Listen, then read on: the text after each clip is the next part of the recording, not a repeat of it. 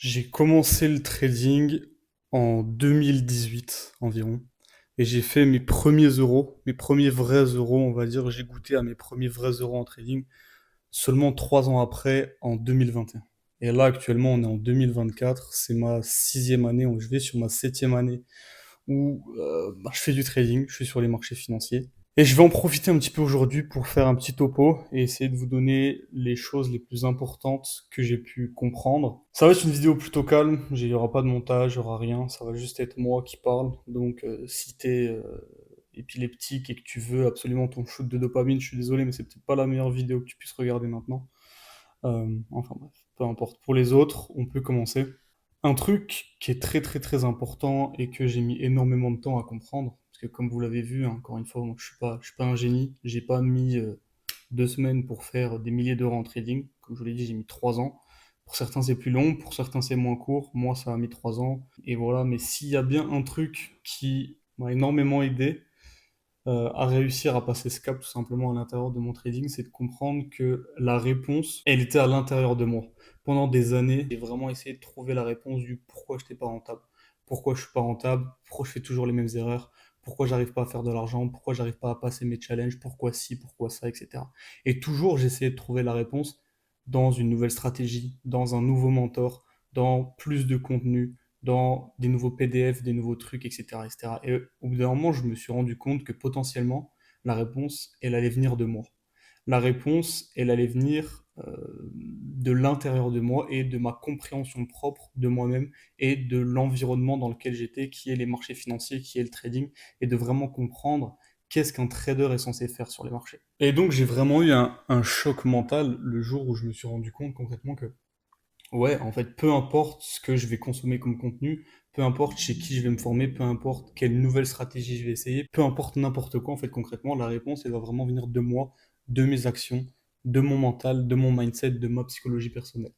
Et ça, c'est une révélation que j'ai eue relativement tard, personnellement, et que euh, j'aimerais bien que la plupart des traders qui sont dans cette phase où tout simplement ils essayent d'atteindre une certaine rentabilité, ça fait potentiellement 1 an qu'ils sont dans le trading, potentiellement quelques mois, mais ils n'arrivent pas tout simplement à chercher ce truc, à trouver ce petit truc plutôt, qu'ils arrêtent de chercher ailleurs et qu'ils commencent à chercher à l'intérieur d'eux-mêmes. Parce que la plupart, vous savez exactement ce que vous devez faire.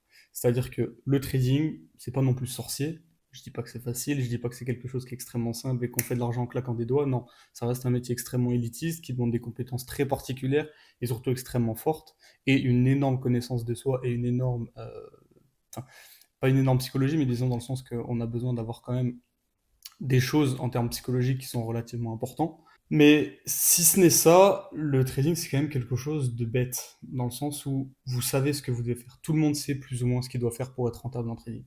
Et c'est pas une science qui est cachée dans la 300 millième vidéo que tu verras sur YouTube ou dans la 45e formation que tu auras achetée. Non, je suis désolé. Tout ce que tu dois faire actuellement, tout ce que tu dois faire pour faire de l'argent en trading, tu le sais déjà. Tu le sais déjà. Moi, j'aurais pu gagner des années et des années, il fallait juste que j'applique ce que je savais en fait. La plupart, vous savez ce que vous devez faire pour tout exploser en trading, juste vous ne le faites pas. Juste vous ne le faites pas et je vous promets que vous savez, 99% des personnes qui vont regarder cette vidéo savent déjà plus qu'il n'en faut. En termes de technique, en termes de stratégie, de fondamental, de risk management, de psychologie, etc. Vous en savez beaucoup plus qu'il n'en faut pour faire des milliers d'euros par mois en trading. Vous avez juste besoin d'un seul truc, c'est le passage à l'action et vraiment juste, vous devez vraiment faire les actions qu'il faut et que vous savez qu'il faut. Il faut juste les mettre en application concrètement. Et ça, c'est un petit peu un choc mental parce que quand on est sur Internet, quand on est des entrepreneurs Internet, etc., etc., et qu'on essaye de faire du business en ligne, essayer de, bah, voilà, de générer des autres sources de revenus pardon, que bah, voilà, la voie conventionnelle, que ce soit un emploi, peu importe, quand on essaye de faire son propre chemin, on a cette hustle culture, cette culture du travail dur, du travail acharné, du fait que don't give up, etc., etc. Et cetera. Et là, je vous dis un petit peu un truc où je prends à contre-pied, parce que je le pense sincèrement, c'est le fait que vous en savez déjà suffisamment. Vous en savez déjà suffisamment, et en plus, en trading, il faut réussir à intégrer dans son crâne que ça peut être facile. Même, j'ai envie de dire, ça doit être facile. Ton trading, il doit être facile, il doit être simple. T'as pas besoin d'avoir une stratégie en 15 étapes. Comme je l'ai dit dans une vidéo la dernière fois, ça vous a fait rire, c'est que tu essayes de faire de l'argent en trading, t'es pas en train d'essayer de faire une fusée ou de je ne sais quoi, tu vois. Toi, tu essaies juste de faire de l'argent en trading. Et faire de l'argent en trading, concrètement, sur le papier, c'est pas très, très, très compliqué. Tu as juste un truc à faire et tu dois le faire avec discipline. Tu as juste un système à trader, tu as juste un setup à trader. Évidemment que tu as d'autres règles de management, de psychologie, etc. Mais tu dois juste appliquer ces règles-là. On te demande pas ton avis, on te demande pas ton diplôme, on te demande pas ton background, on te demande rien du tout. On te dit juste, tu as ces règles-là, tu dois les appliquer machinalement tous les jours, tous les jours, tous les jours, tous les jours, tous les jours, tous les jours. Et ça peut être un choc mental, comme je le disais tout à l'heure, dans le fait où ça peut être simple. Même 99% du temps, ça doit l'être. Ça doit être relativement simple ce que tu fais. La plupart des gens n'arrivent pas à se persuader que ça peut être aussi simple. N'arrivent pas à se persuader que tout simplement, voilà, tu as potentiellement, toi qui regardes cette vidéo, un setup qui fonctionne plutôt bien. Et tu sais que voilà, si tu le fais sur une longue durée de temps, ce setup, il va faire un rendement, il va faire de l'argent. Tu as juste à poser ton cerveau, tu as juste à ranger ton ego et te dire que voilà, j'ai pas besoin d'être un héros aujourd'hui. Tu as juste à faire un seul truc, c'est suivre ce système, c'est suivre ce setup et tout simplement lui donner sa chance sur une longue période de trade. Et sur cette longue période de trade, tu vas pas te focus sur l'argent, parce que ça, c'est aussi un énorme problème que la plupart des traders ont, c'est le fait de vouloir gagner de l'argent, de vouloir réussir ce challenge et se concentrer vraiment là-dessus. C'est-à-dire qu'ils vont se lever le matin, ils vont avoir un objectif en tête, ça va être de faire de l'argent, de réussir une phase 1 d'un challenge prop firme, de réussir une phase 2 potentiellement d'un challenge prop firme. Mais en fait, ça fonctionne jamais comme ça. Ça fonctionne jamais comme ça parce qu'en fait, si tu te focuses sur l'objectif et non sur le process, ça fonctionnera jamais. Dans le sens où, pour faire de l'argent en trading, ce que tu dois faire, c'est se concentrer sur le fait de suivre son système. Si tu te concentres à 200% et que ton objectif de la journée, c'est de faire de l'argent et de ne pas suivre ton système, à contrario, et ben forcément, tu vas obtenir l'effet inverse. C'est comme dans n'importe quoi. Si demain, ton objectif, c'est de te mettre en couple, tu vas les meufs elles vont être repoussées par toi, ok? Parce que tu vas être needy, les meufs elles vont voir que tout simplement tu as besoin d'avoir une copine, etc., etc. Alors que si tu te concentres sur toi-même, si tu fais du sport, si tu prends soin de toi, en étant vraiment intéressé, en étant vraiment, tu fais ça pas ça pour les autres, mais tu fais vraiment ça pour toi, pour faire plus d'argent, avoir une meilleure vie, être en meilleure santé, etc. Les filles vont le ressentir et directement elles vont être attirées par toi. En trading, c'est exactement pareil. En sport, c'est pareil. Si tu veux être musclé, tu vas devoir faire ce qui va te rendre musclé, c'est-à-dire aller à la salle, bien manger, etc., etc. En trading, tu veux de l'argent, tu vas devoir faire ce qui te donne de l'argent. Et ce qui te donne de l'argent, c'est pas prier tous les jours pour passer cette phase 1, prier tous les jours pour passer ce challenge, etc. Non, c'est suivre ton système tous les jours, tous les jours, tous les jours, avec discipline. Et ça peut être bizarre à dire, mais le trading, concrètement, ça n'a rien à voir avec l'argent. Le fait de trader n'a rien à voir avec le fait de faire de l'argent. Tu as juste, comme je te l'ai dit, un système et tu dois juste le répéter. Et ce processus-là, ça va imprimer de l'argent sur le long terme. Mais c'est qu'une conséquence. C'est qu'une conséquence du fait que tu es discipliné, du fait que tous les jours tu es devant tes graphiques, du fait que tous les jours tu prends pas des setups de merde, du fait que voilà, tous les jours tu es patient, etc. L'argent, c'est qu'une conséquence. Mais si tu te concentres sur l'argent et si ta finalité pour toi c'est vraiment l'argent, l'argent, l'argent, l'argent, forcément tu feras jamais d'argent. Tu dois trouver de la satisfaction dans le simple fait de suivre ton système, dans le simple fait d'être discipliné et dans le simple fait tout simplement d'être un bon trader au jour le jour. Parce qu'en plus de ça, le fait de faire de l'argent sur les marchés, ça ne veut pas forcément dire que tu fais les choses bien. Et le fait de ne pas en faire, ça ne veut pas forcément dire que tu fais les choses mal. C'est-à-dire que moi, des fois, j'ai déjà gagné des sommes relativement importantes d'argent sur les marchés financiers en tradant et je me rends compte maintenant avec le recul que je prenais des décisions exécrables et que j'aurais jamais dû faire ça. Et l'argent que j'ai gagné ces jours-là, je le regrette parce que c'est pas de l'argent que j'ai mérité. Cet argent, il me revient pas dans le sens où j'ai pas fait les bonnes choses, j'ai pas été discipliné, etc. J'ai potentiellement pris des setups que je ne devais pas prendre. Certes, j'ai fait de l'argent sur ces coups-là, mais je n'aurais pas dû faire de l'argent sur ces coups-là. Et il faut le comprendre. Et il faut comprendre ça, le fait que ton résultat n'est pas corrélé avec la justesse de ton action. Tu peux très bien prendre une décision totalement débile et faire beaucoup d'argent. Tu peux très bien prendre une très très bonne décision et perdre de l'argent. Tu perdras jamais beaucoup d'argent si tu prends une bonne décision, mais tu peux perdre de l'argent. C'est-à-dire que tu peux prendre un trade, tu vois ton setup, tu sais que tu dois prendre ce trade parce que c'est ton setup, toutes tes confirmations sont alignées, ton risque il est bien calibré, tu rentres dans la position, bam, tu te rends compte une heure après que le prix il est venu et bam, il a transpercé ton stop loss. Est-ce que tu n'aurais pas dû prendre ton trade pour autant? Non. C'était une super décision de prendre ce trade. Et à contrario, si tu vois un setup qui n'est pas du tout dans ton plan et que tu le prends et qu'en plus tu prends plus de risques que tu devrais en prendre et bam, le prix il explose cette fois-ci, ton take profit, c'est quand même une décision de merde. La fin ne justifie pas les moyens en trading et ça, tu vas le payer cash. Tu vas le payer cash parce que moi je suis le premier à être d'accord, hein. Un sou est un sou, si tu peux faire de l'argent, fais de l'argent, il n'y a pas de problème. Mais en trading, ça fonctionne pas comme ça. C'est-à-dire que ça peut fonctionner comme ça sur le court terme. Ça peut fonctionner comme ça pendant une semaine, pendant un mois. Mais au bout de 2 mois, au bout de 3 mois, au bout de 6 mois, tu vas te faire défoncer. Et tu vas regretter vraiment bah voilà, tous ces comportements qui t'amènent à ta ruine finalement sur le long terme. Et pour comprendre aussi qu'est-ce qui est important dans ton trading, quelles sont potentiellement les choses à changer, les choses à garder, ça a été extrêmement salvateur pour moi, c'est le fait de journaler, faire du journaling, c'est-à-dire bah voilà, tu prends un trade, tu le journales, tu prends un trade, tu le journales, tu prends un trade, tu le journales, et tu regardes, tu essaies de noter le plus de choses possible sur tes trades, l'heure, le type de setup que tu as pris, les confirmations qu'il y avait, comment tu t'es senti potentiellement au moment où tu as pris ce trade. Enfin bref, tu essayes de noter le plus de choses, tu essaies de récolter le plus de data sur tes trades. Mais c'est super, super, super, super, super important de journaler. Moi, je vais vous raconter une expérience perso, pas une expérience, mais une anecdote perso plutôt. C'était à peu près en 2021.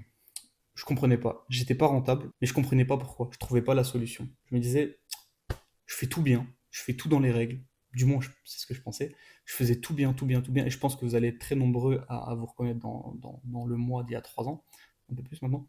Mais bref, je me disais, je fais tout bien, je comprends pas, j'ai aucun résultat. J'échoue mes challenges, je fais pas d'oseille, je comprends pas, qu'est-ce qui se passe? Et je me suis dit, tu sais quoi, je vais regarder mon journal de trading, parce que à cette époque-là, je journalais déjà mes trades, et Dieu merci. Et j'ai regardé mon journal de trading et je me suis rendu compte que je pouvais très bien trader pendant un mois. Et en 24 heures, je tiltais. Et tout le bénéfice que j'avais fait pendant un mois, en 24 heures, je le réduisais en cendres. Simplement parce que ben voilà, je tiltais, je pétais les plombs, je prenais plus de risques, j'overtradais, c'est-à-dire que ben voilà, je voulais revenge trade. Je prenais un trade, je disais putain, je suis pas content, je veux refaire cet argent. L'argent que j'ai perdu, je veux le refaire. Donc je reprends un autre trade, puis un autre trade, puis un autre trade, puis un autre trade, puis un autre trade. Puis à la fin de la journée, j'ai pris peut-être 4 stop loss, 5 stop loss. Et au final, j'étais potentiellement à plus 5% sur le mois. Et finalement, je me retrouve à break-even. Et vraiment, le fait de regarder mon journal de trading et de me dire, mais attends, si j'enlève ce jour-là sur le mois dernier, j'ai fait 5%. Mais là, finalement, j'ai fait 0%. Ok, donc si j'enlève ce truc-là, si je remarque cette pattern-là, c'est quelque chose qui m'arrive souvent, hop, etc., etc., tu fais le calcul et vite dans ta tête, ça va tilter, tu vas comprendre que ben voilà, si tu enlèves ce comportement-là, si tu arrêtes de faire cette merde-là, bah, potentiellement que sur le long terme, tu vas faire de l'argent. Et si tu journales pas, tu vas être en boucle, en boucle, en boucle, en boucle, en boucle, en boucle, et tout le temps tu vas être là. Je comprends pas pourquoi je fais pas d'argent. Je comprends pas pourquoi ça fonctionne pas. Je comprends pas pourquoi je m'améliore pas. Je comprends pas pourquoi les choses elles changent pas. Elles changent pas parce qu'en fait, tu regardes pas où est-ce qu'elle est ton erreur. Tu sais pas où est-ce qu'elle est ton erreur. Et si tu sais pas où est-ce qu'elle est ton erreur, bah, tu vas toujours faire la même merde en boucle et en boucle et en boucle et en boucle sans avoir aucune amélioration. Et personnellement, ça a été ce truc-là. Je pense que pour 99% d'entre vous, ça va faire la différence. Vous devez récolter de la data sur vos trades. Vous devez regarder ce que vous faites bien. Vous devez trouver les patterns communs entre vos trades gagnants. Vous devez trouver les patterns communs aussi, pardon, entre vos trades perdants. Vous devez faire ce travail-là, c'est primordial.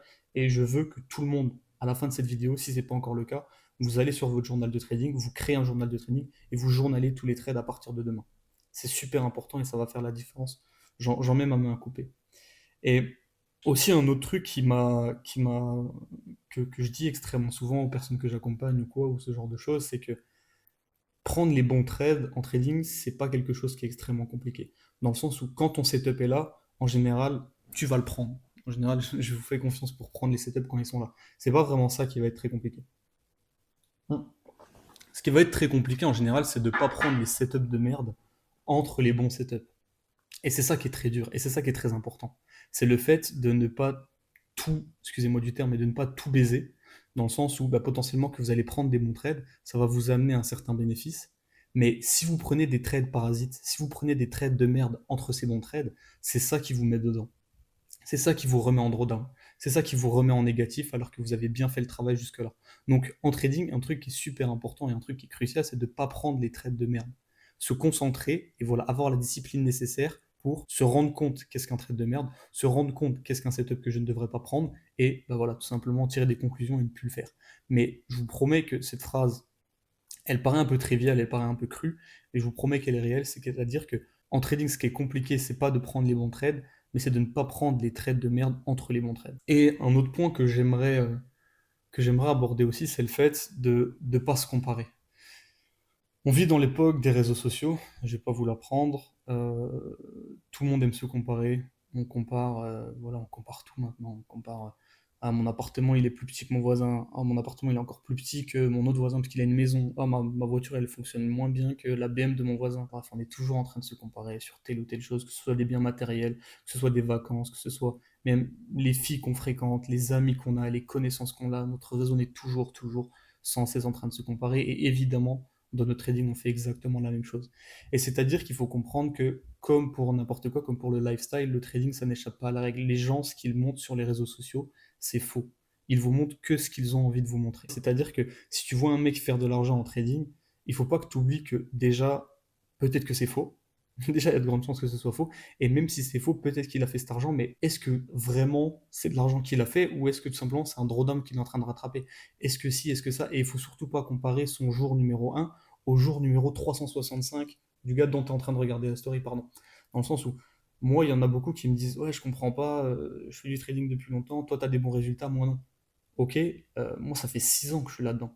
Moi, ça fait 6 ans, toi, ça fait peut-être 6 mois, ça fait peut-être 1 an, ça fait peut-être 2 ans. Mais même si ça fait 2 ans, j'ai 4 ans de plus que toi d'expérience sur les marchés. Donc, heureusement que j'ai des meilleurs résultats que toi. Heureusement que j'ai plus de connaissances. Heureusement que j'ai plus d'expérience. Heureusement que j'ai fait plus de choses, vu plus de choses, testé plus de choses, fait plus d'erreurs.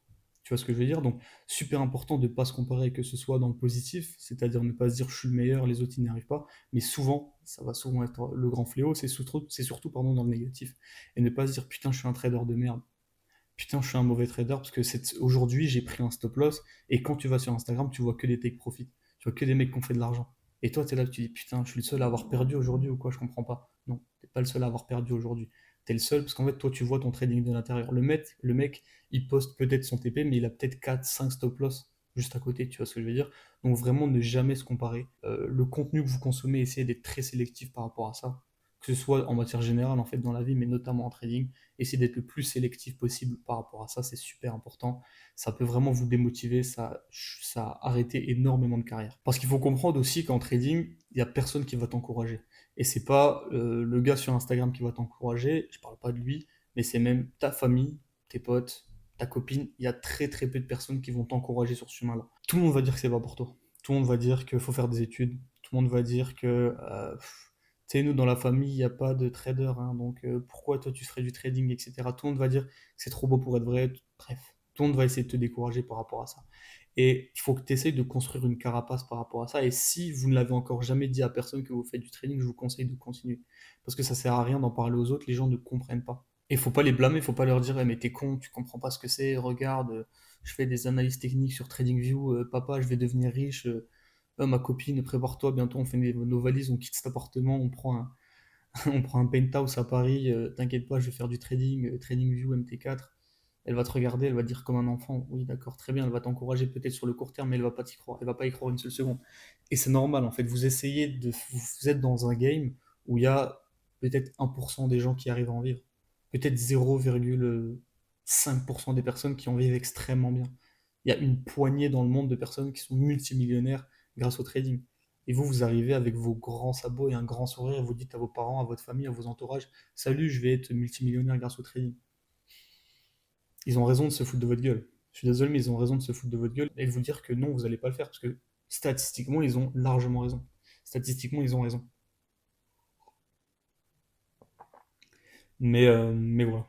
Je vais pas parler pendant 2 ans, mais juste si je pouvais finir cette vidéo sur une petite note, c'est le fait que si tu veux réussir dans cette industrie qu'est le trading, il va falloir être extrêmement obstiné.